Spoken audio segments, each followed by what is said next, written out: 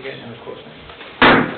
evening, ladies and gentlemen. I'd like to call the Town of Cedar Lake Board of Zoning Appeals special session to order.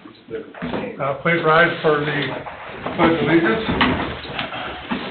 I pledge allegiance to the flag of the United States of America and to the republic for which it stands, one nation, under God, indivisible, with liberty and justice for all. Roll call, please.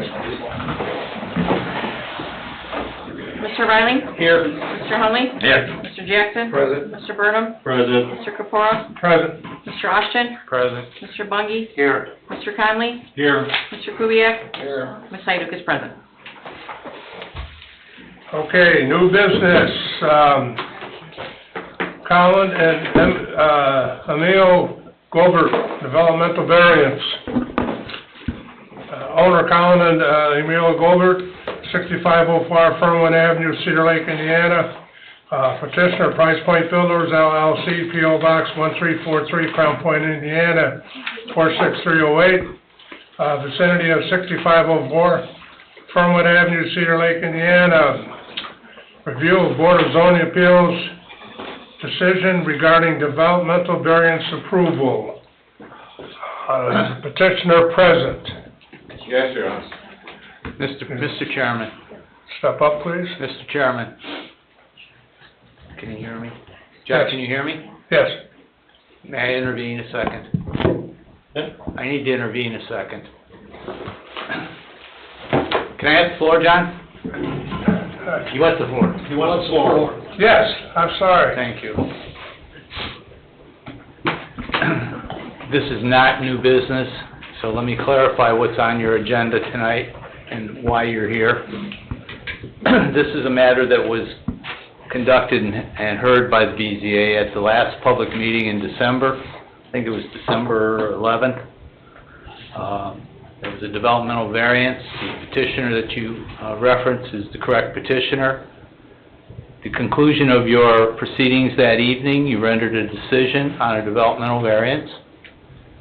There was a request made post-approval for review of that decision. That was made by the only remonstrator who was here, Ms. Mikolajczyk, and who is here tonight.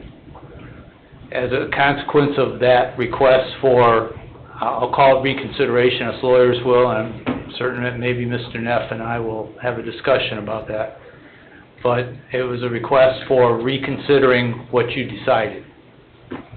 We lawyers deal with this reconsideration-styled proceeding a lot, and that's what happened here.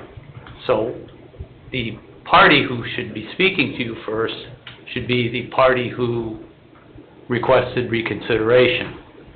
Now, I'd ask Mr. Bungie to provide a background as to the developmental variance and make a record of what was approved on December 11th, so that we can then proceed with Ms. Mikolajczyk to explain why she's here and what she asked you for. The fact that she filed a pleading or a request or a letter or whatever the document is construed to be is not indicative of any change of your mind. You are still the quasi-judicial body. You are jurisdictionally in control of this proceeding and substantively in control. So just because we're here doesn't mean there's something that automatically would change. It just means somebody asked for another word and got it done before the statute precluded any legal action in a courtroom. It's kind of an intervening court, if you will. So that's the reason you're here. That's why it's a special meeting, and that's why it is being presented to you. John, can you hear me? I want to make sure you can hear. Thank you. Thank you. Looks like some of the equipment's moved around a little bit, so. Anyway, Jeff. Okay, at the last public hearing in December, and as David was correct, I believe it was December was it the 11th? 12th. The petitioner and Mr. and Mrs. Gobert came before this board with a request to have a variance from a variance that was given to the same parties back at the June 13th meeting. These folks came in and asked for a detached garage structure with 14-foot sidewalls and an overall height of 17 feet. Okay? Being that it was an accessory structure until the building was, I don't know, Tim, 95% complete, roughly. The building department discovered that the builder built the overall height greater than the original variance request of 17 feet. I believe the final overall height turned out to be 1810. So the folks were requested to come back in and look for another variance, which this board approved at our last regular meeting. Now, is that enough? To include a fine of $1,000. To include, because of an after-the-fact variance from the original request, the builder, the contractor, was deemed to be fined $1,000, and an after-the-fact 18-foot, 10-inch overall height was then granted by this board. Okay? So that's what has happened up to this point, up until Mrs. Mikolajczyk decided or felt that her remonstrance was not heard or not considered also by this board. So this is the reason why this is in front of you again. Okay. That's exactly what's reflected also in the meeting minutes from the meeting that will be considered for approval tonight at the next, or tomorrow night, excuse me, at your next public meeting. So, Go ahead. Ms. Mikolajczyk is present. This was her request. You can hear her or you can deny hearing her. I suspect because we convened, you'll want to hear her, but you don't have to. Okay, does she start? She should start. Prior to starting, can I be allowed to speak briefly? Council wants to speak. He said it'll be briefly. We'll hold him to it. The date of the approval, Name and address, please. Eric Neff, I'm an attorney in Crown Point. I'm here on behalf of Bruce Young. Thank you. My address is 1186 East Summit Street, Crown Point, Indiana. There was a hearing. The approval was December 12, 2024. Had a public hearing, and there was 4-to-1 vote. We would object to any reconsideration, as the statutes do not provide for such a maneuver. Basically, if anyone is going to voice a protest, it should have been heard at that hearing, and if it wasn't, I don't know why.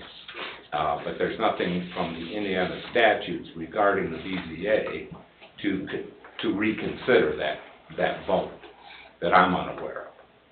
And we would object to these proceedings because the 30 days starts December 12th. Doesn't get another 30 days tomorrow or today. So, with that being said, I've already served Angela with her Angelina, and her last name Mikolajczyk with a cease and desist letter, because this is starting to affect my client's ability to earn an income. Thank you. You're welcome. For the record, we disagree. The law in Indiana does not preclude nor prohibit what you're doing tonight, and in fact is silent as to such. When the statutes are silent, we have home rule. We are in proper position to perform and act. So we should proceed. You should proceed. We can proceed. You can if you...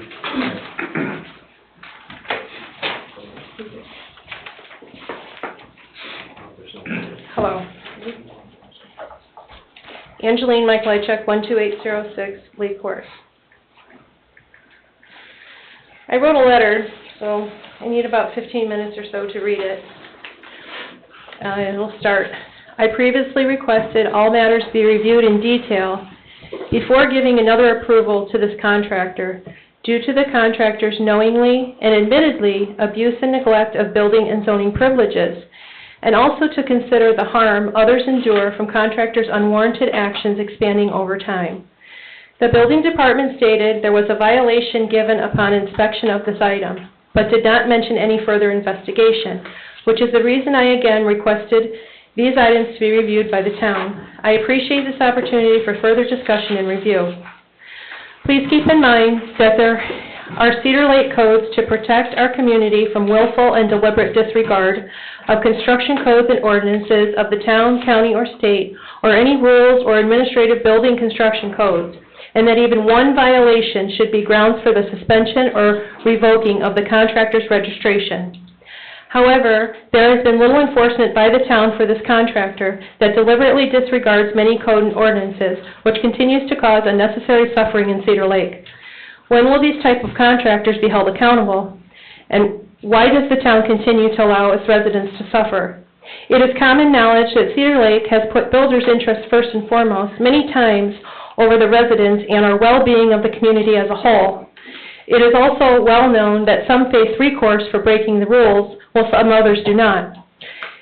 Those without recourse just continue to break the rules because the town knowingly continues to allow them to get away with it. There are and have been limits imposed by the town when speaking, but there is an excessive list of detailed facts to address publicly against the petitioner that is not against the actual property owners. Therefore, I will briefly touch upon only 3 issues, including but not limited to Cedar Lake Code 155.09, which notes the variance procedures, Code 150.74, which notes investigations on violations and enforcement procedures, and to provide testimony on other public safety matters that have occurred over the last several months, due to reasons including but not limited to the contractor and agent's unreasonable actions made to those attesting against them. All of the issues are documented in town files and our public record, including but not limited to the following. And this is my first issue, number 1. The variance granted to this contractor without demonstration of an exceptional hardship on a new home construction, but not granted to another that demonstrated a hardship on an existing home remodel. I respect the board members and the work and the time they give to our community. At the same time, the granting of this variance sets a precedence in Cedar Lake. I do not agree a hardship was ever defined here to vary from the building codes in Cedar Lake. There is an inconsistent pattern on hardship as per the following public hearings witnessed over the past 6 months. On June 13th, a new property owner was granted a new construction variance merely to store a boat, with the board not citing that boat storage was not a hardship or that they could store their boat at a storage facility. But on September 12th, an existing property owner appeared before you with their contractor and was not granted a similar variance for a remodel of an accessory structure to store a boat, with the board repeatedly citing that boat storage was not a hardship and that they could instead store their boat at a storage facility. That petitioner explained that they wanted also to have higher sidewalls to match the pitch of the roof to the primary structure, yet they were still denied. On December 12th, this contractor was granted an additional variance because they did not abide by the initial approved variance and already built the structure with unapproved measurements and unapproved lot placement, and with the board still not citing that boat storage was not a hardship or that they could instead store their boat at a storage facility. The contractor explained that they also wanted to have higher sidewalls to match the pitch of the roof to the primary structure, and the item was approved. The contractor read a statement in the last meeting from a Michael Kopiak, passing off as a remonstrator for the petitioner, but did not provide an address or further details. From researching, there is no such person's name in the vicinity of Fernwood, but there is a person with such a name that also is a business owner and finance specialist that works with local builders. Unless the name is incorrect, this was misleading information. The contractor states the land surrounding this property would not be further developed, and the structure was built in an unapproved location. Yet the town is working on projects to improve that area, and already the structure looks out of place compared to the much smaller home in front of where the new structure was built. That's number one. Here's number two. Contractor and/or its agents act maliciously and ill will to Cedar Lake residents and family members of those that have spoken in public comment against them and those that reside in the subdivision, as if they do not recognize all have a right of safe and peaceful enjoyment of their homes. All are public record, and many are included in Cedar Lake police reports, but are not limited to the following. Forces public speakers off the only one-way road with vehicles, confronts them and their family members outside their home. Release several dogs to roam and run towards public speakers. History of dogs running at large. Misleads law enforcement when harboring an excessive amount of nuisance animals kept and roaming in the subdivision. 4 to 5 dogs in the front yard, 2 to 3 in the back, and at least 3 cats. Without warrant, contacts code enforcement with the owner's need to block sidewalk existed due to liability issues caused by the contractor's poorly constructed walkway. Makes false statements to the neighbors and others, causing neighborhood disputes by falsely blaming public speakers for the need to move accessory structures from the contractor's property, instead of stating facts that the contractor was instructed by the town for failure to follow zoning ordinances. Parks vehicles in the dark and turns headlights on to shine directly into the living area where public speakers and their family members reside. Drives back and forth in the grassy areas in the daytime and parks vehicles facing public speakers' living spaces, taking photos and sitting for hours at a time. Driving back and forth behind the home and in front of the home on public ways, coming from another town to Cedar Lake at various times and days. Points and mumbles at public speaker during public meetings. And number 3. There is a series and a pattern of contractors' failed responsibilities and violations not taken seriously by contractor or town for proper and fair enforcement, as follows. By contractor sold permission to others, accessory structures were erected on adjoining undeveloped property sometime in 2021, without permit or inspection. During the time we were closing the sale of our property. Although the contractor was given repeated instructions beginning as early as 2023, both verbally and in writing by the building department to remove them, by written notice within 10 days or face penalties, those structures, shed and carport, were still there nearly 3 months after that 10-day violation, and only after an additional 5-day notice was given. Was the shed removed by forklift, which took less than 10 minutes. But the foundations from those items were never removed and still exist today. And spitefully, after they were removed, the contractor instructed a cement truck to be washed out on top of the stone foundation, which further increases the elevation and impermeable surfaces. It should also be noted that the shed was moved to an area that required a variance, which was not processed accordingly, and the permit application was also incorrect and did not include the electric. All was overlooked by the building department, never addressed by the zoning board, and denied remonstration. Yet the town approved the structure, giving unreasonable favor to the contractor and fairness to adjoining property owners in the subdivision. The town has not further enforced this matter and instead worked with this contractor directly to avoid the town's collection of any penalties. The contractor placed at least 2 metal Conex storage boxes on adjoining undeveloped residential property, which are not allowed in Cedar Lake. Although the contractor was given repeated instructions verbally and in writing by the building department to remove them, the contractor did not remove them until a year later, after the contractor was done using the storage for business purposes. Yet the concrete foundation built underneath them still exists today, which adds to the impermeable surfaces in the easements. There has been no additional enforcement or penalties. By contractor sole permission to others, and after the structures and boxes were removed, these foundations are now being used as a parking area with vehicles on undeveloped land, including but not limited to a stationary storage trailer that was placed on top of the concrete, as well as other vehicles that come and go through a self-made path of grass and stones in subdivisions, utility, and drainage easements. There has been no additional enforcement or penalties. The contractor used and/or uses adjoining residential zone property as light industrial and/or for construction business with employees coming and going. No enforcement on land use has ever been issued, and this matter persisted for quite some time. Numerous warnings were given over time by code enforcement for unauthorized accumulation. Currently, the majority of the building materials have been removed, but only after completion of the new construction on Fernwood and after the contractor moved on 105th and Crown Point.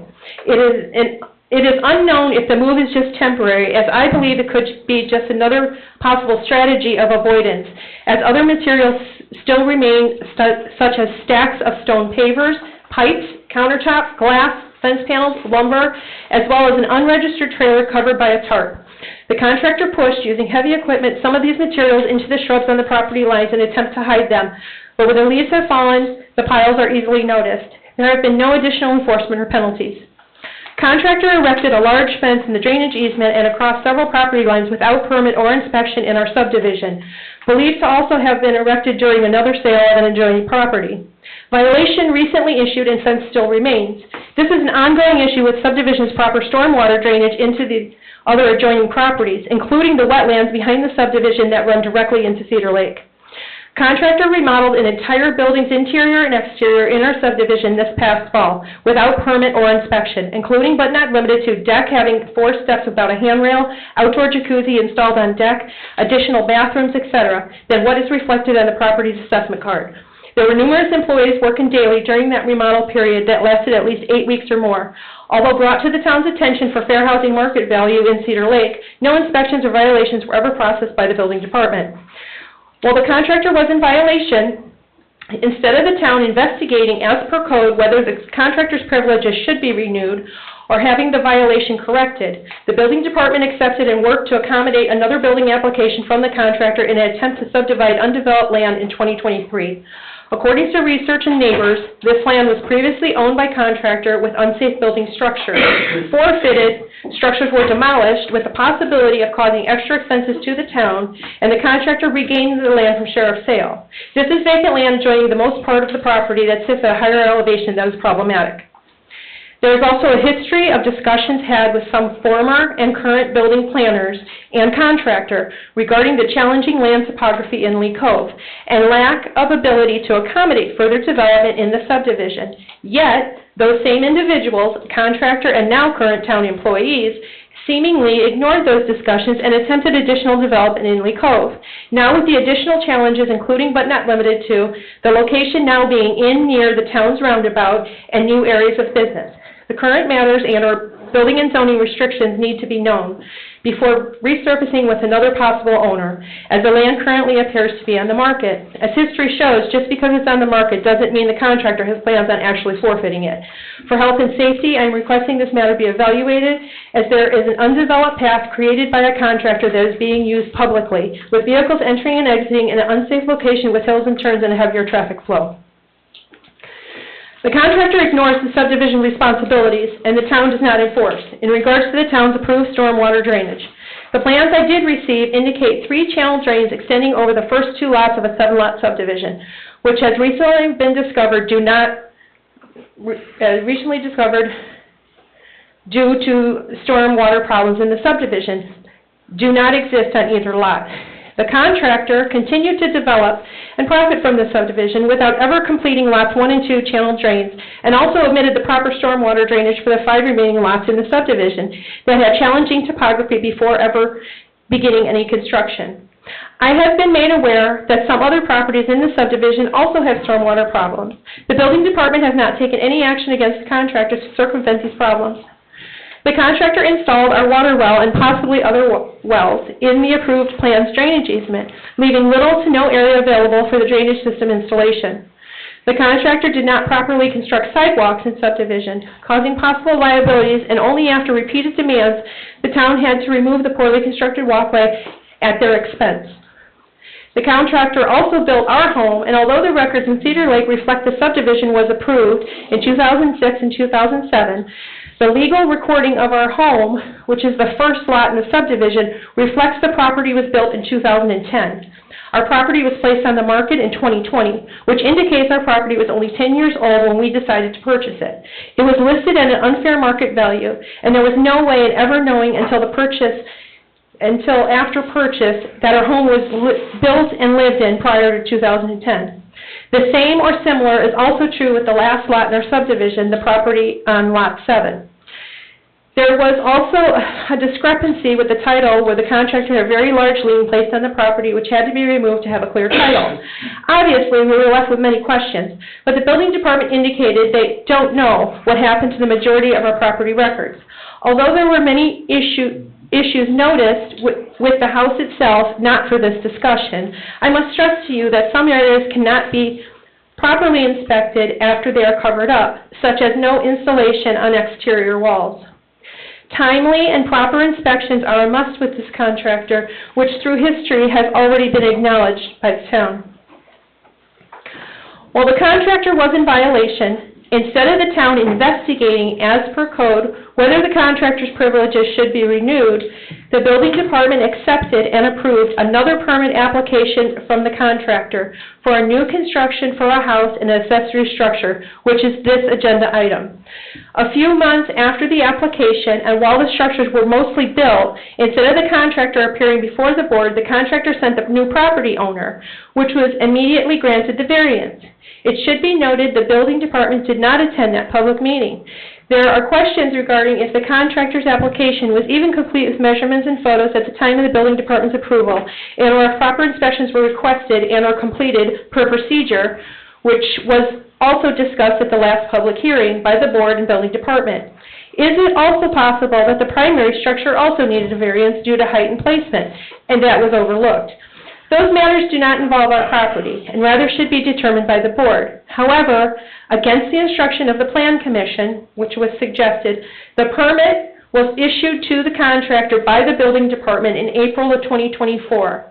After the first verbal warning of violation was given in April of 2023, a year prior, and the second written warning of violation with the 10-day notice of penalties was given in January of 2024, and just before the third written notice warning of violation with a 5-day notice of penalties given to the contractor by the building department. Now there is yet another contractor problem, not a mistake, that needs to be fixed, and the majority of these occurred in just the last 12 months. It is obvious that following rules, verbal warnings, written violations, and threats do not work with this contractor. While it may seem unreasonable to some to take the next step, history proves that is the only course of action remaining. Remedial actions to correct or improve such deficiencies, for the most part, have been ignored by the contractor and or limited by the building department for proper and fair inspection. While the contractor claims to have changed over time, there have been at least 5 violations in 2024 and other current items identified that have not yet been addressed by the town. The contractor's ongoing and manipulative actions remain the same as they always have been, and the subdivision of Lee Cove still does not have a plan for the property owner's stormwater drainage system anywhere in place. Relief should be considered by the town to remedy this issue that is already identified as challenging, and it needs to be fixed properly, also for the sake of the water body of Cedar Lake itself. Even if doing so now requires the drainage system to be engineered on the vacant land behind our property, while it is still owned by the contractor, since it is the same contractor that designed the small parcels, property lines in the subdivision, and knowingly installed water wells, fences, accessory structures, and storage boxes instead of drains in the easement. It is also believed these drainage systems have been fraudulently recorded in Lake County as the final subdivision plot. I certainly hope members of this board now realize the necessity to care about Lee Cove and understand the importance that this contractor's errors be taken more seriously. This contractor needs to accept full responsibility for the consequences of his actions. Reasonably, I am requesting the town to put an end to this contractor's deceitful business strategies used merely for self-interest and personal gain that cause such precarious situations in Cedar Lake. As mentioned, these 3 issues are only some of many that I suffer over the course of a few years. I know that I am not alone, and I know there are many others that have suffered by the contractor's actions, as previously mentioned in court records and from online reviews. I am also requesting the contractor and his agents stop trying to intimidate and or bully me and my family, and that they are instructed by authority to cease in such deranged behaviors. For the residents of Cedar Lake and Lake County, Indiana, I pray that all people are treated fairly and accordingly, and those that need to be are held personally responsible for their willful and deliberate actions. Thank you. I also have letter that I'd like to read. It's from James Bergen to the town of Cedar Lake and all other parties concerned. My name is James Bergen, and I live at 12806 Lee Court, Cedar Lake, Indiana, 46303. As a resident and homeowner in this town, I am concerned with the unfairness of some of the decisions made by the town. Due to my very busy work schedule, I am unable to attend any meetings, but I do watch them online and have a very direct communication with Angie Mikolajczyk, who is not only my partner in life, but co-owner of our property in Cedar Lake. In short, I'm writing this message for Angie to read on my behalf, as I cannot be present at the meetings or even participate online, as I am currently working, most likely driving at the time of the meeting. Since buying our first home in Cedar Lake in 2021, we have invested a lot of time and money into our home and property to both make it our own and protect our investment. A portion of that time and money to protect our property, I feel, would have not been necessary if the builder were held into account for incomplete, inaccurate planning and construction of our home, and the town's lack of inspections of his work or accurate records kept by the town. In closing, I would like to thank the town for hearing the issues of residents and working towards amicable situations. Finally, to publicly state that Ms. Mikolajczyk is my advocate in these matters and has 100% of my trust and support. With sincere regards, James Bergen. And this is my son, Rocco. I don't know, did you want? Sure. Okay. Thank you very much. Hi, my name's Rocco Popovich. I live at 12806 Lee Court, Cedar Lake, Indiana. I'll try to keep this quick, but I just want to say my mother is an extremely hard-working woman. She's very efficient with her time, so she wouldn't put so much work into this as seen in her letter if there wasn't something, fishy or weird going on. Extremely hardworking, a very loving woman, so she would not try to denigrate anyone's character at all. As mentioned in her letter, there's been some harassment, such as, taking pictures of our backyard, going out in the front and staring at me and my friends. And while I am a layman, I would say, in my opinion, that is behavior that is strange at best and childish at worst. So I just wanted to say thank you for listening, thank you for giving my mother some time, and please reconsider this variance. Thank you.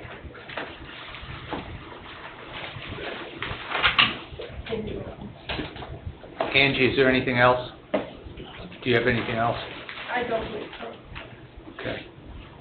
Should hear Mr. Neff.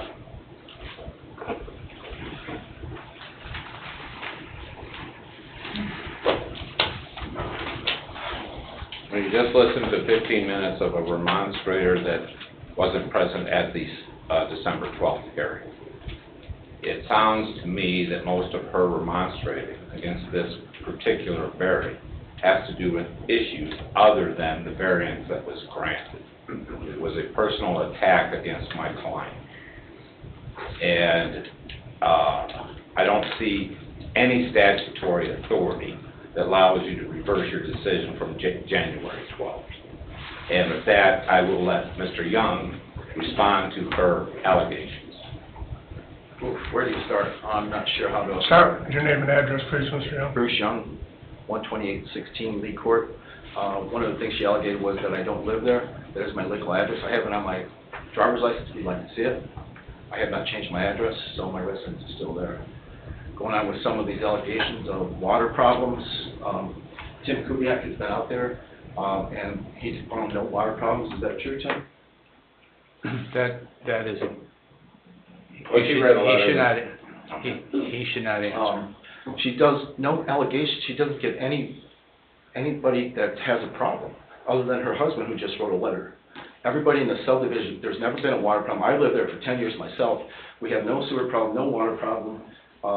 The Conex box, there was only one that she's talking about. There's no foundation underneath it. And again, let me interrupt. What does that have to do with the variance that was granted with the building of the storage shed by 1 foot and 10 inches over the height that was required? And he's got a $1,000 bond. And It's irrelevant. the shed and the structures that she's talking about, the neighbor put that on there. He asked to have it there. When it was brought up and she complained about it, we asked for time because his son was dying, and he has cancer. Now he's dying, and she said, that's not my problem. That's the way it was brought back to me, and I presented that back to Jim, who was the homeowner next door. And she's time and time again going after them. I've been told to the neighborhood that she knocks on the door to see how many dogs they have. I mean, it just goes on and on. she talks about a water problem. This is what she did herself. That's her pipe coming from her downspout. She creates a dam around it for water to sit in. But yes, she's worried about having a water problem. Mr. Chairman, excuse me. She blocked one of the Mr. drains. Chairman, John? will you have that, Mark is in. have that document labeled, please? Put a sticky on it. We'll mark them with numbers. The harassment continues. You want to mark it, please? You have one? Yeah.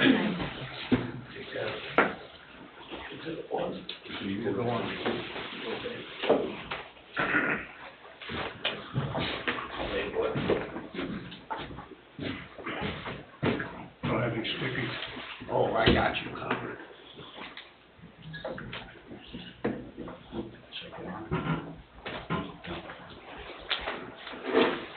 Thank you.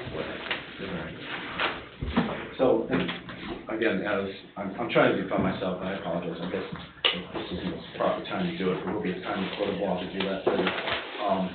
I guess, but the big question is, what does that have to do with the variance?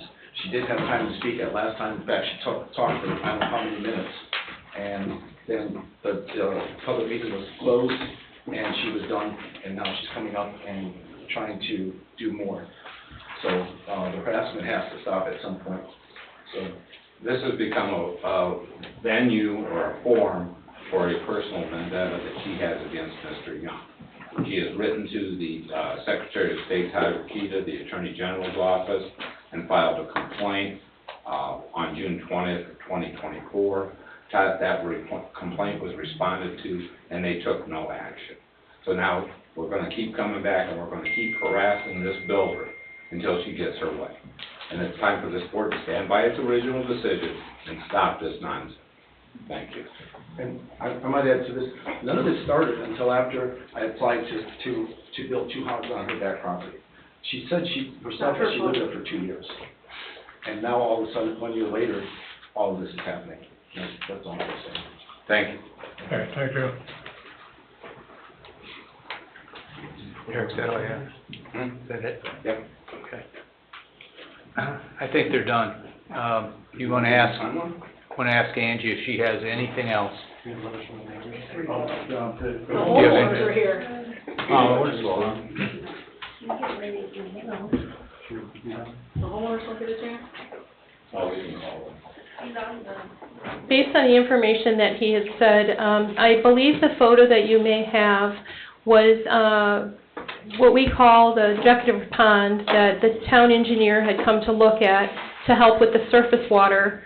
And Mr. Young is correct. None of this did happen until he put an application in to put the 2 homes on the property behind our house, because that property is what's causing us to get water because it's at a higher elevation. And my concern was because of the zoning being used as a business and with light industrial or whatever, it wasn't residential use, that my fear was that they were going to put a commercial building there that would have a huge roof, and as I already have a water problem because of the drain system, that I would get more water. So that is what made me start to research this item. It's not a personal vendetta against anyone. It's just about a problem that I have that we need to get fixed. And I believe that there's willful and deliberate actions that need to be addressed so this particular contractor stops making mistakes. That's my response to what he had said. Thank you. Thank you. They'd like to say something. And go ahead. I've been retained by Bruce Young, but the homeowners that actually have the property, the shed built on the property would like to talk to the board. Is that okay? Mr. Chairman, you do not have to hear, the board does not have to hear all of this. This is a request to reconsider. If you cross that threshold and reconsider, then this becomes relevant again. But the threshold is whether you're going to allow a reconsideration to be made or not. All right, well, I'm not here to argue the pros and cons of this contractor. I'm here to review and look at the decisions that we made on December 12th, 2024 for this property and granting the variance for additional 1 foot, 10 inches per se, somewhere in that area. And that's the only thing I'm concerned with. Now, whether Angie has a problem with this, a personal problem with this contractor, I don't care. That's the matter she has to either take to court or take to town council or something like that to see that this contractor no longer works in this town. It's not up to this board or the plan commission to make that decision. Is that correct? The only decision you have to make, threshold, is whether you're gonna reconsider the request or the action you took, which you just described. All right, basically what we're gonna do then is we heard the plaintiff and the defendant's sides. I'm not interested in more comments from neighbors or what have you. And now I wanna hear decisions or discussion from the board. Thank you. And, you know, what does the board say? Do you stand by the granting the variance because a mistake was made in the height? And do you stand by the $1,000 penalty? That's what we need to discuss. So, let's take them one at a time. Let's go with the height, the variance change. Are we in agreement on that variance change, or? Well, my opinion, 90% is to do with the building department, and the letter is about this height on us. And I think we don't have to decide on the height. We have nothing to do with the building, the gravel, the water drainage, so. Well, we granted the variance originally for 17 foot, and then because of the pitch, it wound up at 18.8 or 18.10. So we granted that variance, the board granted that variance, because the building was already in place. I could see arguments that well, this contractor's been a problem. I don't know that personally, but, you know, why grant him a variance when he drove his mistakes? But we did grant him that variance, and I seen the lesser of the two evils was granting the variance as opposed to tearing down and putting a 3.5 inch pitch roof on the garage. Anybody who does shingles knows that you get down to 312 pitch, you're asking for leaks. So, I mean, you know, those are my comments, but now I need to hear, I'm one of five, I need to hear what you people think. We discussed this at length at the last meeting. And we had came to a decision to grant the 1810 garage roof height, but we also penalized the contractor $1,000 for not coming before us before building the garage. Now, I'm not here to penalize the homeowner. You know, I wouldn't have known that as a homeowner. I thought what I asked for was what I needed. But we as a group decided, and I think we leave it at what it is. Now, all this other stuff, we had no knowledge of at the time, but we're only dealing with what's before us. What happened 2 years ago. Probably some of us weren't even around 2 years ago. We have to look at what comes before us and what we feel is just and right to solve the problem. So I think we did that. $1,000, is that enough? No, but that's what we agreed on as a group. Now, from my point, we stand by what we decide. And some of this, I don't know how good a contractor he is. I never dealt with him before. The only thing I had was what was brought for us last month.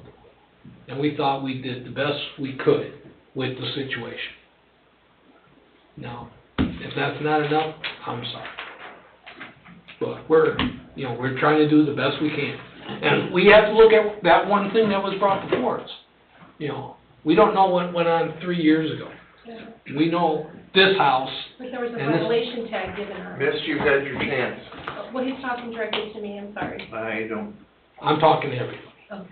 I'm just saying, with the information we had, at the time, we made the best decision we could make. And that's all we can do. Jim, you had something else? Yes, Tim, after the height was noticed, was he red tagged and there was no work proceeded after that? Correct, but the building was finished, so we noticed, we checked the height as a part of the final inspection, because we checked the variance that was given and make sure that it was compliant, and that's when it was discovered. So it was red tagged, and then he was instructed, he asked what his options were, said his options were to make it 17 feet tall, or to reapply, to come back and see if he can get an approval for the height, since it was there. I mean, so he chose to do that first and see, what you guys said, so. And there was no more work on that after that? No. How many inspections does a garage get? A garage of this nature gets a pre-pour and a Okay. final. Because there's no interior finish, there's no, nothing, so, I mean, it had the trench for the electrical underground, pre-pour, and the final, that's it. So, if there's no interior finish or no interior, insulation or electrical or nothing like that, it's an accessory Maybe, structure. at the next code update, maybe there should be a, pre-siding or, pre-roof, a framing inspection.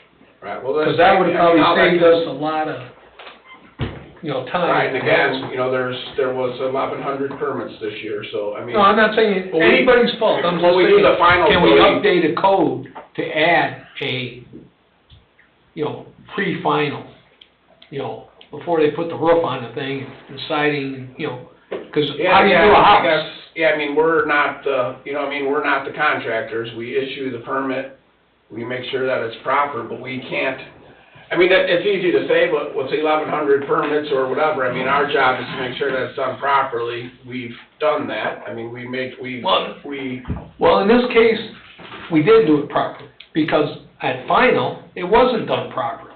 Now, if we would have like a pre-roof inspection, you could have said, hey, you're putting a half off, you got to lower. Right, and at that time of the pre-roof inspection, if that paperwork that showed that the variance was there, there's a lot of moving parts with every permit, so at the end, we check what was approved, what was granted, what was an as-built survey, all those final documents, we don't have all of that information with every inspection, hey, this is supposed to be here, this is supposed to be here. I mean, we're moving forward to, do some things like if somebody gets a 2-foot side yard or a variance that they have to give us an as-built survey verifying that that was put in where they said it was before they continue building. But a lot of things, there's so many things going on with everything, it's hard to, you don't have a big folder, walk in with a briefcase for each job to see what was approved. I didn't say it was easy. Yeah, it's a rarity. I didn't say it was easy. And this is something, this is this is a rare thing. It's not like we have, if we had these happening all the time, I would agree with you, I guess. Well, but- you just said it yourself. There was how many permits were issued? 1,100. This is the only one that we've come across Right. where this has happened. Logistic time, you go and add 1,100 more inspections? I don't think that's very feasible. No, you would've added There's one checks more. and balances and everything. We didn't add 1,100, we added one. Right. Well, each Because one would have to be inspected again. Out of those, No, you're adding another 1,100 is inspection. everything, but That's everything. accessory structures, there's probably 200. Right, so I'm sorry, 200 more inspections to get things right, I don't see a problem. Well, I don't think I know they- the admit of what was done was the contractor already admitted fault. I'm not saying who's at fault, I'm not blaming anybody. I'm just trying to come up with a solution.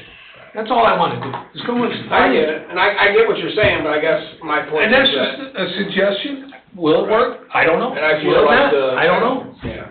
I'm just trying to come up with, But, I'm gonna use a bad word here, and say assumption. The assumption is always made that the contractors or developers you're working with are qualified, with integrity, and have, their business and their client's interests at heart.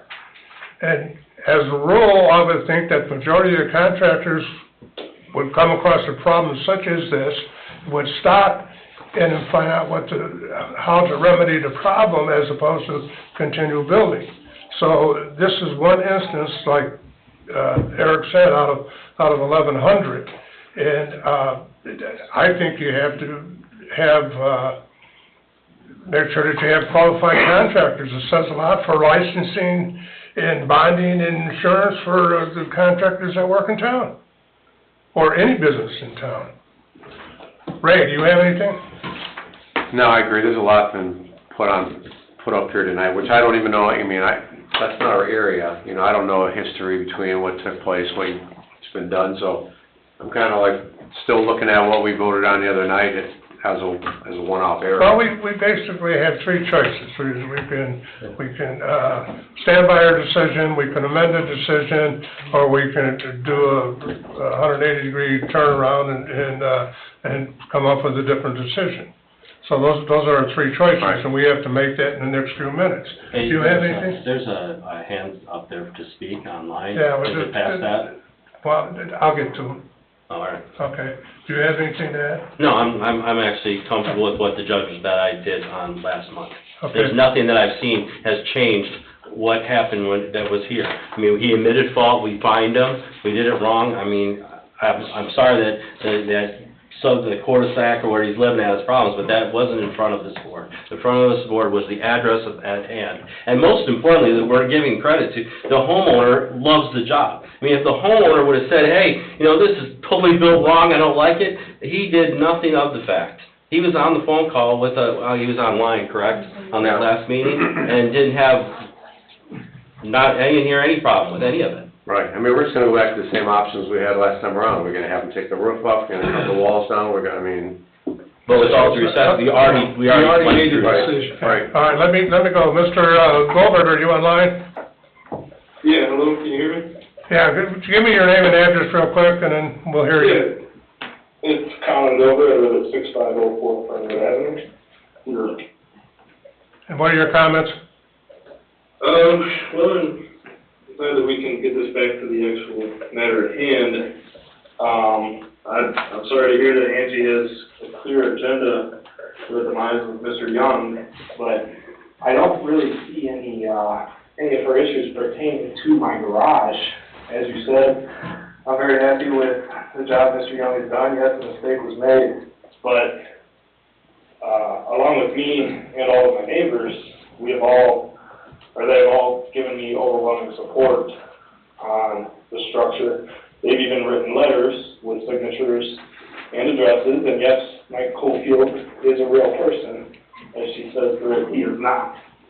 He has wrote another letter, being such a good neighbor, in more support, and I believe there are copies of these letters at the meeting tonight. I don't know if you guys can see them, or if those can get passed out, if you're interested in reading them. But yeah, at the end of the day, he built a nice home and a nice garage in an area that is, I wouldn't say very worthy of it, honestly.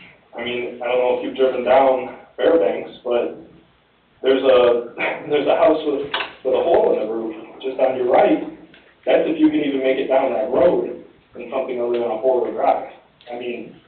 This is all getting out of hand, and I think that we've strayed from the actual reason that we're here, and that is, why are we here again when an adjacent neighbor did not have a complaint on my garage? They're actually all very, very supportive. And, I hope you guys can take this into consideration. Okay, thank you. All right, decision time. Do we stand by yes, Jeff? John, can I just make a comment? Sure. In my understanding and talking this over with Mr. Austin, the reason for, or the procedural reason for granting this revisitation of this item was that Ms. Mikolajczyk felt like her remonstrance that she gave at the last meeting was not taken into fair amount of consideration.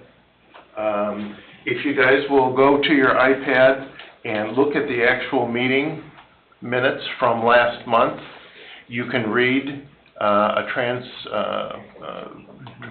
transcript of her remonstrance.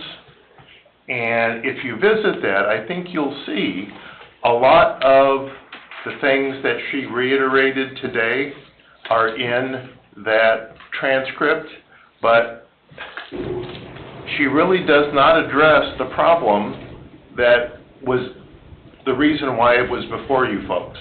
That there's nothing about the height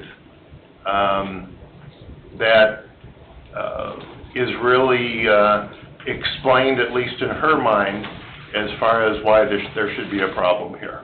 So that's the only other thing I feel I ought to point out to you folks. I have read the drafts of those minutes, and you're exactly correct. The variance request really doesn't come into play a whole bunch in her remonstration from the December 12th meeting. So here again, I'm saying it's decision time, and so we need to decide what we're going to do here. So I'm open for a motion.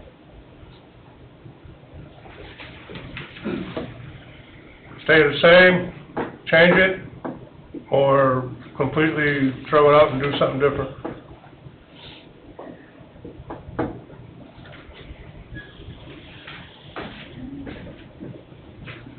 I can't make the motion. I make the motion, we, stay with our decision. I got a motion by Mr. Hunley to abide by the decision we made on December 12th. Do I have a second? I will second it. Got a second by Mr. Burnham. Is there any discussion on that motion? Mr. Chairman, Yes. can we restate it a little bit? That you reviewed the request for reconsideration and you deny same? Request for okay. You've reviewed the request made and you deny same would be the easiest way to describe it in the minutes.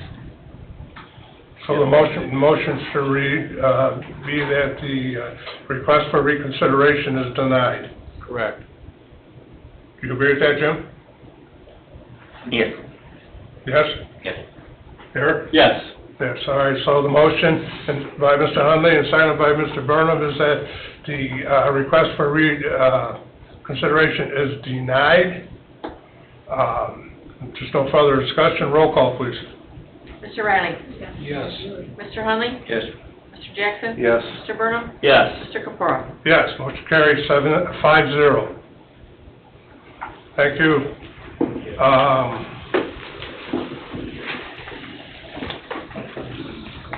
Public comment. Is there any public comment on this? Is it proper to open up comment? No. Public comment. Close on the agenda. Any public comment? But, these are short. Last call. Okay. Next, Board of Zoning Appeals meeting is tomorrow at 6 p.m. We're adjourned. We'll take about a 5-10 minute recess here and start our next meeting. Formed up. Yes. The plan. Yeah. Good luck. Hot day tomorrow.